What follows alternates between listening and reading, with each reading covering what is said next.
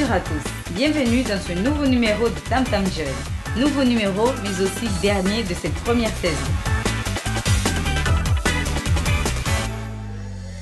Pour cette 12e émission, nous partons en métropole. Direction la région parisienne, à la rencontre d'étudiants mahorais. La première année d'études en métropole est souvent difficile et de nombreux élèves échouent ou se réorientent. Ces jeunes nous racontent quels problèmes ils ont rencontrés. Mais surtout, ils apportent des conseils aux futurs étudiants afin que ces derniers préparent au mieux leur départ.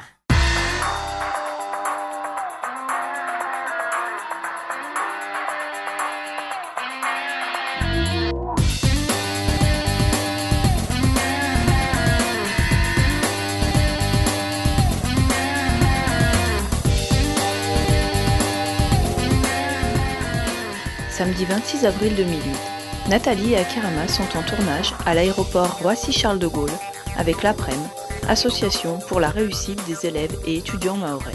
En fait, on a actuellement en vue de créer une série de DVD qui, étape par étape, année sur année, en fait, elles donneront des conseils aux étudiants et comment s'intégrer ici. L'APREM réalise une série de petits films qui devraient renseigner les futurs étudiants sur l'arrivée en métropole, l'installation et l'intégration. Car de nombreuses associations d'étudiants mahorais ont fait le même constat. On a 2/3 des élèves qui échouent à la première année ou qui se réorientent par la suite pour ne pas aller à la fac parce qu'ils se rendent compte que la fac c'est pas aussi facile qu'on le dit. Donc bon, c'est un peu triste quoi. Donc msomo wa uju après bandam twafanya ibaki wo mziro na kila mwanashoni be na wanazoni wa maore twambulo wasuja vanhu lokamba kawabuji donc wanatoa mbili wanatoa bwa msomo wa uziro wa msomo wanatoa bwabili debo lokamba yano suja vanhu lokamba kabuji donc dalao ilazimu ranguna mapema watafanya jitihadi ile wajue zinzia il pari kemba wamoja toambuzo zombili za ski. Au début, c'était un peu difficile de s'intégrer par rapport à la différence de culture et tout ça, aux différentes façons de vivre. Le rythme ici, il est accéléré, tandis que là-bas ou à Mayotte ou à La Réunion, ça va, c'est plutôt, on est encadré par ses parents et tout ça, c'est tranquille puisque voilà, c'est tranquille. Mais tandis qu'ici, en arrivant, on doit se débrouiller seul. Et on a de la chance quand on a de la famille qui vit ici parce qu'au moins ils nous donnent des repères et tout ça un peu. Ils nous encadrent quand même un peu. On part de Mayotte, donc les gens ils disent ouais mais les Maoris ont toujours l'habitude de voyager, mais il faut faire la différence entre quelqu'un qui voyage pour les vacances et qui sait qu'il va revenir chez lui et quelqu'un qui part pour vraiment parce que c'est une rupture brutale quand même, c'est une décohabitation. Donc les gens ils partent du cocon familial, ils laissent toutes les habitudes, ils laissent tout pour une autre vie, parce que c'est une nouvelle vie, un autre climat, d'autres personnes. Pour l'APREM, d'autres problèmes s'ajoutent à ceux de l'intégration et de l'adaptation. Des problèmes matériels d'une part, qui se traduisent par des retards de bourse ou des difficultés d'insertion. Et par ailleurs, ce sont des problèmes qui sont inhérents à notre formation même. Donc des difficultés qui datent des années et des années, des problèmes de maîtrise de langue française qui font que les cursus sont difficiles. On n'a pas les mêmes habitudes de travail. Ici c'est beaucoup de travail personnel. Donc nous, on n'a pas forcément les mêmes habitudes. On n'a pas forcément l'habitude de travailler tout le temps.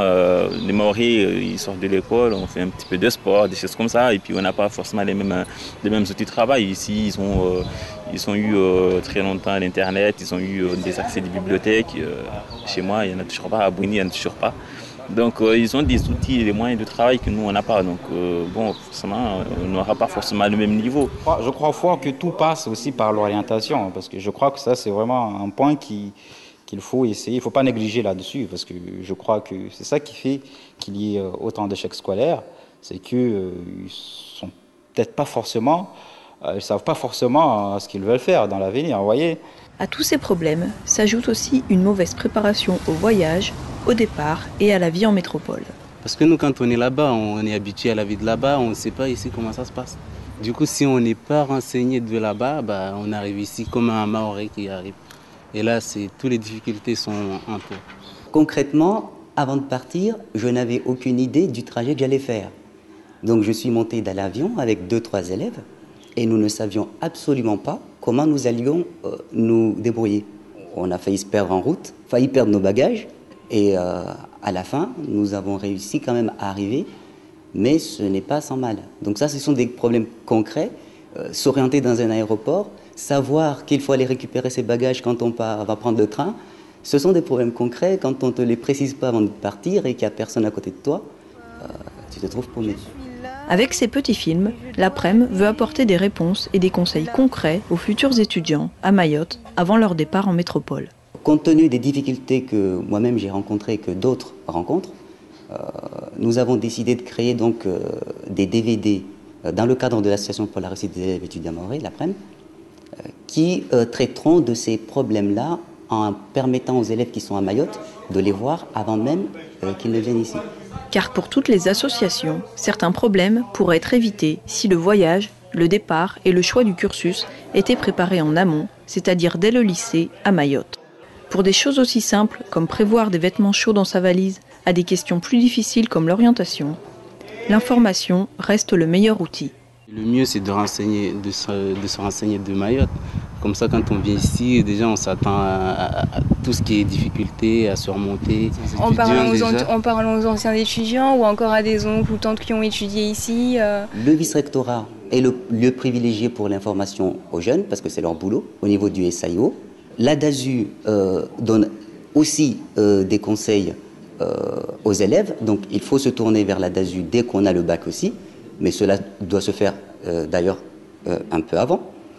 Et par ailleurs, pour ce qui est du voyage lui-même, donc profiter des ressources que les associations locales mahoraises donnent aux élèves, donc notamment les différentes documentations que nous avons à l'APREM.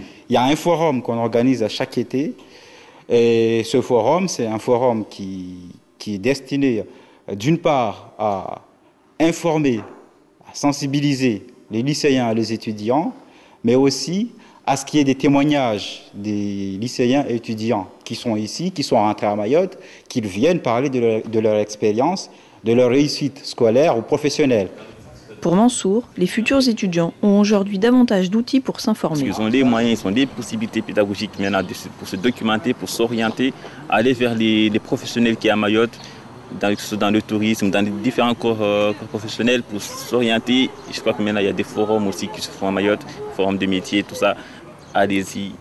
Internet est un très bon outil pour trouver des informations sur la métropole, mais aussi sur les associations mahoraises de métropole. Je pense qu'elles peuvent avoir les réponses à leurs questions et qui n'hésitent pas à aller soit à consulter l'annuaire, soit aller sur les sites internet, taper association mahoraise. Quand les étudiants arrivent en métropole, ils peuvent alors se tourner vers ces associations. Et il y en a dans de nombreuses villes où étudient des jeunes mahorais. Mengurmazo ilem mengurmazo na hanemeso na association mbali wamoja hunu wasuke wanda waketsweke be mtu amokaweke de mtu alatiao lazima wakinanyao wenyewe wasarbe fikra njema bika kila namna na elewe ambashto benga hunu msomo donc kuna msomo wa jitihadi wa mujana nyao. Ne pas rester isolé. Première chose importante, ne pas se replier sur soi-même, s'ouvrir tant à la communauté mahoraise qu'à la communauté métropolitaine d'une manière générale. Ensuite, donc ça c'est pour l'insertion, mais nous savons très bien que nous venons ici pour étudier, donc c'est la réussite scolaire. Donc là, avoir un objectif, savoir que c'est difficile, avoir de la persévérance et foncer. Avec de la méthodologie, on y arrive, on comble ces difficultés, plus ou moins, parce qu'il faut être réaliste.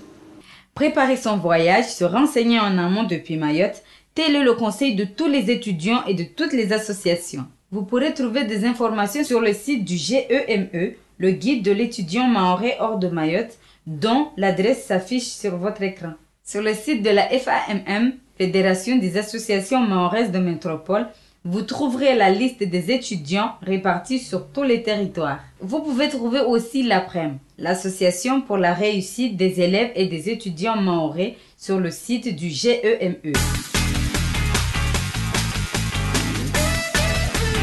Es-tu satisfait de ton expérience en métropole? Oui, ça a été une très très bonne expérience car j'ai découvert un monde qui m'était inconnu et une autre culture. Tout à fait. Une expérience à revivre. Selon toi, quels sont les avantages de partir faire des études en métropole? Ça m'a permis d'être autonome, de poursuivre mes études. Tu as plus de moyens, disons, pour étudier, t'as tout le matériel. Quels sont les inconvénients? La distance qui nous séparait de la famille. C'était surtout au niveau du climat, du mode de vie. As-tu pris contact avec des associations une fois installées en métropole? Heureusement qu'il y a les associations, d'ailleurs. Parce que je trouve qu'en général, les gens, vu qu'ils sont là pour nous, ils nous renseignent beaucoup. Ils sont vraiment à l'écoute pour tous. Non, parce que déjà j'étais dans une petite ville, il n'y avait pas d'association. Quel conseil donnerais-tu aux élèves confrontés à ce choix? Il faut bien se renseigner auprès des anciens étudiants et au niveau du vice-rectorat et de la DASU. C'est tout d'abord d'essayer d'être autonome. Bien choisir les études qu'on veut faire. Qu'ils aillent voir leur conseil d'orientation, qu'ils se renseignent comme il faut avant de partir. Parce que c'est très important de ne pas perdre une année comme ça, juste parce qu'on n'a pas eu les infos qu'il fallait.